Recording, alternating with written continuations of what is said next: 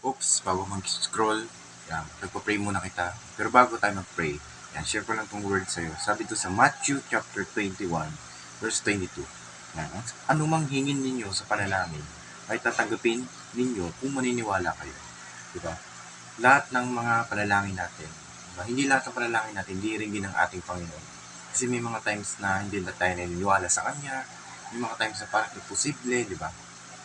Dapat tayo, mananalangin tayo. Dapat yung taos puso, yung parang wala kang masamang intention, di ba? Lahat ng panalangin, didiringgin ng Lord kung hindi ka mag-aanilangan kung maniniwala ka sa Kanya, di ba? Kasi napakabuti ng ating Panginoong Kristo. Alam niya kung anong pangangailangan natin sa buhay.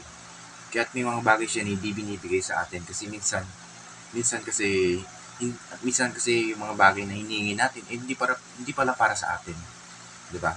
Kaya kung maniniwala tayo na kaya niya magpagaling ng mga may sakit, 'di ba? Kung mananalangin ka na Lord, na sana Lord na gumanda ang aming buhay, sana Lord na yumaman kami at umasenso sa buhay. Pero pero pero kung hindi ka maniniwala saka hindi ka nagsisikap, 'di ba? Hindi mo nang mahirapan kang matupad 'yun. 'Di ba? Kung tayo mananalangin tayo ng isang bagay, dapat maniwala tayo. Saka hindi dapat tayo mag-alinlangan sa Panginoong Jesucristo. At ito pa, kung mananalangin tayo, dapat alam natin na kung para sa atin talaga yung pinapanalangin natin.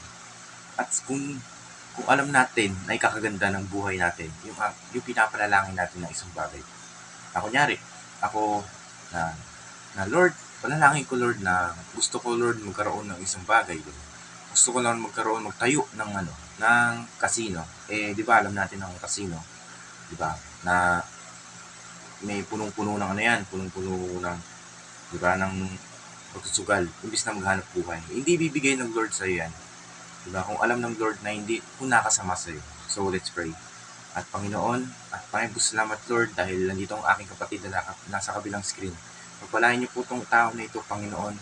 As Lord, diringgin mo ang kanyang panalangin, Panginoon. Alam mo Lord, ang puso ng bawat isa, Panginoon. Lord, i-bless niyo po itong tao na ito, Panginoon, na nasa kabilang screen. As Lord, na pastawarin niyo po kami sa mga pagkakasala namin, kung hindi minsan kami, Lord, naniniwala sa aming mga pinapanalangin. Lord, maraming po salamat, Lord.